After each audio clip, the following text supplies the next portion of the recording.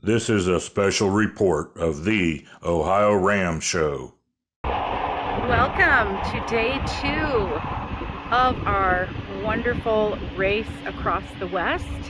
We are experiencing this wonderful record heat, and I have to tell you, today has been all about 101 ways to make sure the rider stays hydrated, the body stays cool. So we have Bill Engel coming at us, so I'm just going to keep him in focus. He's going to pass us. We're currently leapfrogging because of the time of day, and we are going to see him then make his next stop in Congress as he continues to ride his way through this wonderful route and get to all of these time stations. Bill Engel on the bike.